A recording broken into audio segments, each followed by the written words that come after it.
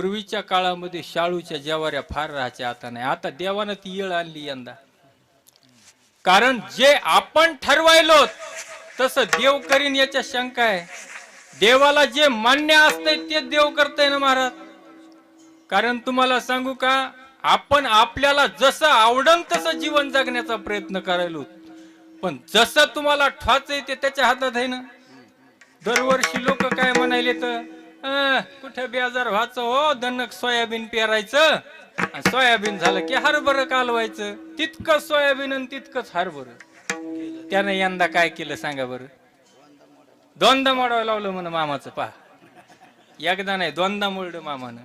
मग त्याच्या हातात आहे. मला सांगा, जेने हे विश्व निर्मिले महर्षी देवा संस्थापिले, 21 स्वर्गाते धरिले, सत्ता मात्रे अपुलिया. सत्ता सगळी त्याच्या हातात आहे. तुझी आसते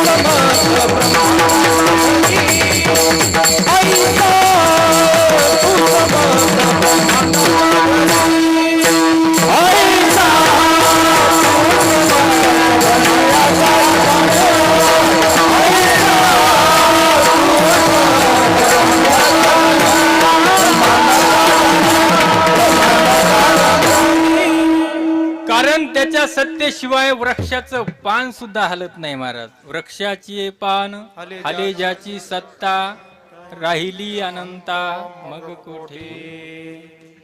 त्याच्या सत्तेशिवाय. मला सांगा, अर्जुन महाराज रडू लागले, मी माया भावायला मारीन आणि ते रडतेन, माया भावजया विधवा होत्यान, मग ते सगळं मलाच पाप लागन.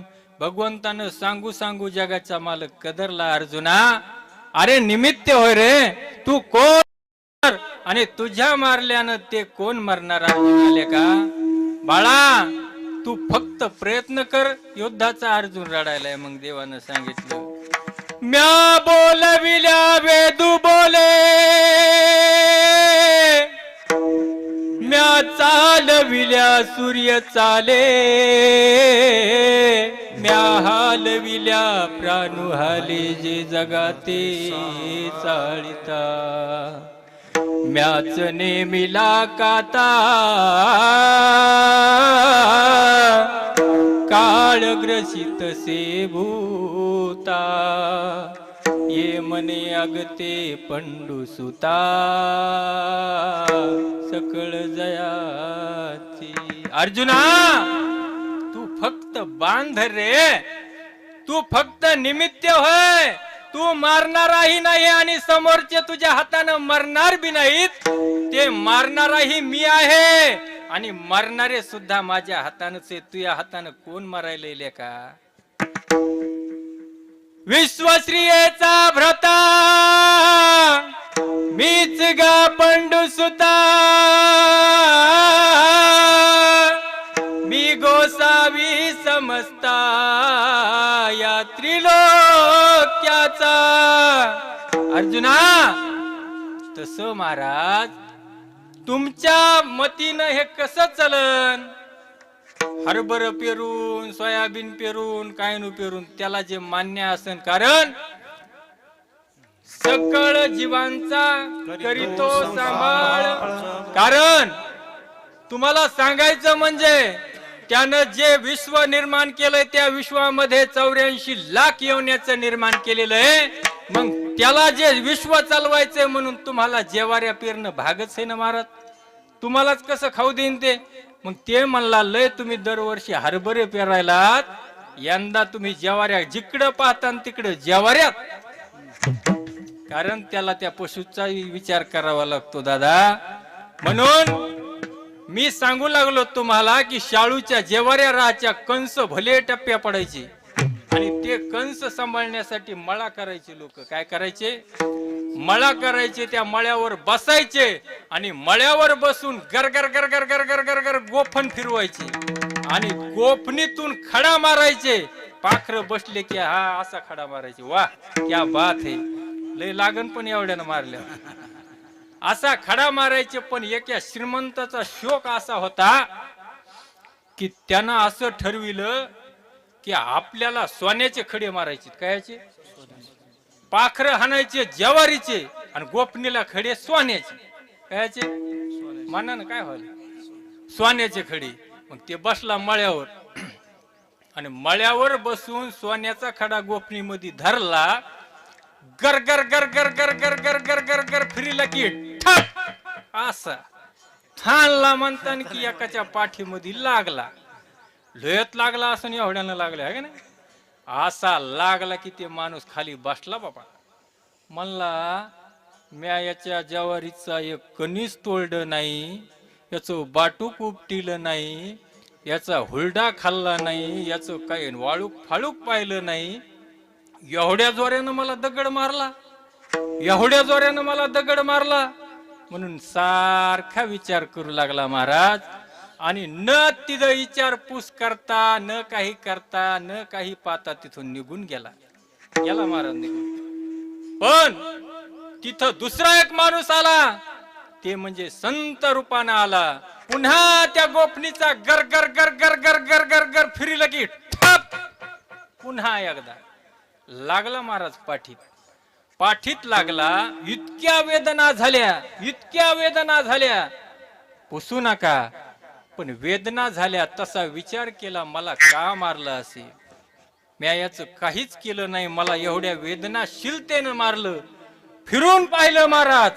फिरून पाहिल्याच्या नंतर लक्षात आलं, अरे गड्या आपल्याला मारलं, जे लागलं ते हातात घेतलं आणि पाहिलं तो सोन्याचा खडा निघाला. नादबाबा तिथं बाजूलाच उभे होते. नादबाबा म्हणले, गोपनीचा स्वर्ग पाशान लागलिया दुःख होय दारुण, ओळखिला तोची जाण, सुख होय दुःखाचे. तुम्हालाच आईच्या गर्भातून जन्म मिळाला, त्या दुःखाच्या वेदना आपण आपल्या अंतःकरणामध्ये उतरिल्या. जन्म मृत्यू फार बेकार आहे, इतकं वाईट आहे. आईचा गर्भ किती बेकार आहे काय सांगू देवा. गर्भीची यातना मज भोगिता नारायणा, मास मळमूत्र जाना, तुझ क्षणोक्षणा ध्यातसो. देवा या गर्भाच्या यातना इतक्या बेकार आहेत, इतक्या बेकार आहेत. ह्या संतांनाही जाणवल्या आणि मनुष्य देहात आलेल्या सर्वसामान्य जीवाला सुद्धा जाणवल्या. पण आपण लागलेल्या वेदनांचा शोध लागला नाही की आपण कशासाठी आलो, आपल्याला काय प्राप्त करायचे, आपल्याला हा खडा कशासाठी लागलाय. आपण या खड्याला पाहावं. आपल्याला हा खडा म्हणजे मनुष्य देह आहे, त्यांना हा सोन्यासारखा वाटला आणि आपल्याला हा नासका वाटला. इतका फरक आहे. म्हणून संतांना देह मिळालाही आणि संतांना कळालाही. पण स्वर्गातल्या लोकायला महाराज देह कळाला पण मिळाला नाही. हे सगळ्या गोष्टी त्यानं वरून पाहिल्या आणि पाहिल्याच्या नंतर त्याच्या लक्षात आलं, अरे गड्या या मृत्यू लोकामध्ये जन्म मरणाचा फेरा चुकवता येतंय. म्हणून आपल्याला इच्छा नसताना या स्वर्गातून एक दिवस जावा लागणार आहे. मग इच्छा जर केली तर कुठे बिघडायला, म्हणून अभंगाच्या पहिल्या चरणात स्वर्गीचे आम्हाला इच्छिता देवा, स्वर्गीचे आम्हाला इच्छिता देवा, स्वर्गीचे आम्हाला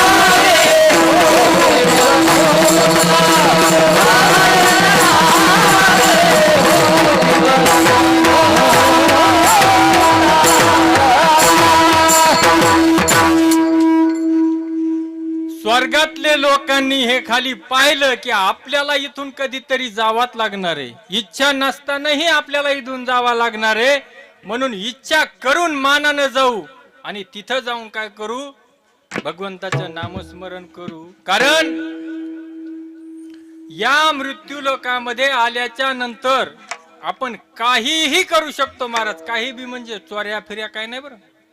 तुम्ही म्हणता काही बी कसं, तुम्हाला सांगतो या मृत्यू लोकामध्ये आल्याच्या नंतर एक बार नर करे तो नर का नारायण बन जाता है.